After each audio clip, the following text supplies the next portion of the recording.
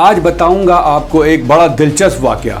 जब तत्कालीन प्रधानमंत्री चंद्रशेखर ने पाकिस्तान के तत्कालीन प्रधानमंत्री नवाज शरीफ से कह दिया था कि इंडिया पाकिस्तान का झगड़ा खत्म कीजिए और आप कश्मीर ले जाइए, आप चौंक गए क्या? कोई बात नहीं, सब कुछ विस्तार से बताऊंगा, यहीं बस जुड़े रहिए अंत तक। मैं हूं सुजीत कुमार और आप देख रहे हैं न्यूज़ ज़रा हटके।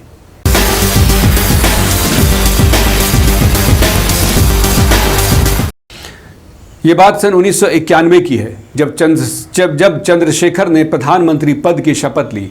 फिर उसी दिन राष्ट्रमंडल देशों के शिखर सम्मेलन में भाग लेने के लिए वो मालदीव की राजधानी माले चले गए। वहाँ पाकिस्तान के तत्कालीन प्रधानमंत्री नवाज शरीफ भी आए हुए थे। पहले नवाज शरीफ का भाषण हुआ, फिर भारत के प्रधानमंत्री चंद्रशेखर भाषण समाप्त करके जैसे ही मंच से नीचे उतरे, वहाँ नवाज शरीफ उनकी ही तरफ आ रहे थे। चंद्रशेखर की एक बड़ी ख़ास बात थी, या यूँ कहें कि उनकी एक विशेषता थी कि वो हर एक से अनौपचारिक व्यवहार करते थे। बिल्कुल वो अनौपचारिक रहते थे। नवाज शरीफ जैसे ही उनके पास पहुँचे, चंद्रशेखर ने उनके कंधे पर हाथ रखकर कहा, आप बहुत बदमाशी करते हो। इस पर नवाज शरीफ बोले, आप बदमाशी का कारण दूर कर दीजिए। अब देखिए कितनी अनौपचारिक दोनों की बातें चल रही है। खड़े खड़े चंद्रशेखर ने पूछा, क्या कारण है? मैं दूर कर देता हूँ। नवाज शरीफ ने कहा, कश्मीर हमें दे दीजिए, बदमाशी दूर हो जाएगी। चंद्रशेखर ने क्षण भर नवाज को देखा और बोले, जाओ, कश्मीर आपको दिया। नवाज शरीफ के चेहरे पर खुशी और जैसे सब कुछ पा लेने जैसा भाव चमकने लगा। उन्हें लगा कि उन्होंने इतिहास जीत लिया है। शरीफ बोले, तो आइए बात कर लेते हैं। उसके बाद दोनों एक छोटे से कमरे में चले गए। नवाज शरीफ ने पूछा, आगे कैसे बढ़ना है? अब देखिए उनकी आकांक्षाएं बढ़ती जा रही हैं। तो चंद्रशेखर ने बोला, आपको एक छोटी सी घोषणा करनी है। नवाज शरीफ ने कहा, बताइए, मैं अभी करता हूँ। चंद्रशेखर ने कहा कि कश्मीर के साथ आपको भारत के 15 करोड़ मुसलमानों को भी लेना होगा। बस क्या था, नवाज शरीफ चौंक गए और बोले, इसका क्या मतलब?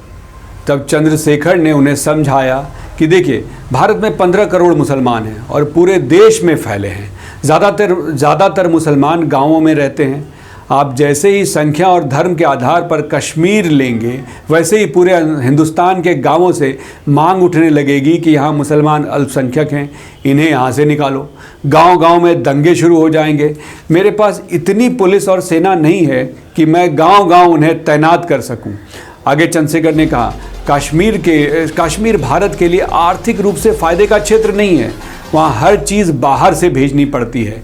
आर्थिक बोझ बहुत है, लेकिन कश्मीर भारत के लिए धर्मनिरपेक्षता का जीता जागता प्रतीक है और कश्मीर हमारे पास है। यह भारत के बाकी मुसलमानों को सुरक्षा की गारंटी तो है ही, विश्व को यह विश्वास भी दिलाता है कि भारत का संवैधानिक ढांचा धर्मनिरपेक्षता के सिद्धांत को मानता है और सभी को बराबरी से जीने और आगे बढ़ने की गारंटी देता है। चंद्रशेखर ने फिर कहा, आप कश्मीर के साथ 15 करोड़ मुसलमानों को लेने को तैयार हैं तो मैं घोषणा कर देता हूं। नवाज शरीफ अवाक रह गए। उन्होंने चंद्रशेखर से मुस्कुराते हुए कहा, क्या मैं आपको भाई कह सकता हूं? चंद्रशेखर भी मुस्कुराए और कहा, क्यों नहीं? तब नवाज शरीफ ने हंसते हुए कहा, कश्मीर पर मैं भी चुप हो जाता हूं और आप भी चुप हो जाइए।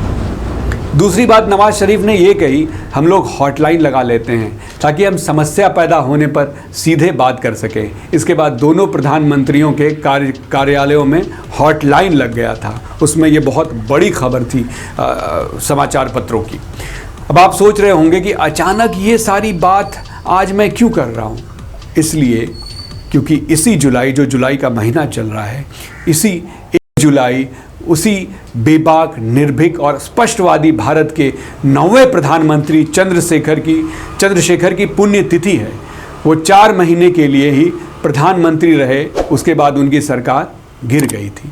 ये पूरा वाकया प्रसिद्ध पत्रकार वो पूर्व सांसद संतोष भारतीय की वॉरियर विक्ट्री पब्लिशिंग हाउस द्वारा प्रकाशित पुस्तक वीपी सिंह, चंद्रशेखर, सोनिया गांधी और मैं के 34वें अध्याय कश्मीर आपको दिया से लिया गया था। तो आपको कैसी लगी ये पूरी कहानी, ये स्टोरी आपको कैसी लगी? अगर आपको स्टोरी पसंद आई है तो प्लीज़ वीडियो को लाइक कीजिए, और अगर ये कहानी, ये स्टोरी, ये बात अपने दोस्तों के साथ आपको शेयर करना है तो शेयर बटन ज़रूर दबाएं। और साथ ही अब तक मेरे मित्रगण, मेरे दर्शक मेरे इस चैनल को सब्सक्राइब नहीं किए हैं तो प्लीज़ इस चैनल को सब्सक्राइब कीजिए, और हाँ, बेल बटन ज़रूर हिट कीजिएगा। इससे हर अपडेट सबसे पहले आप तक पहुंचेगा। मिलते हैं अगले वीडियो में, तब तक के लिए नमस्कार।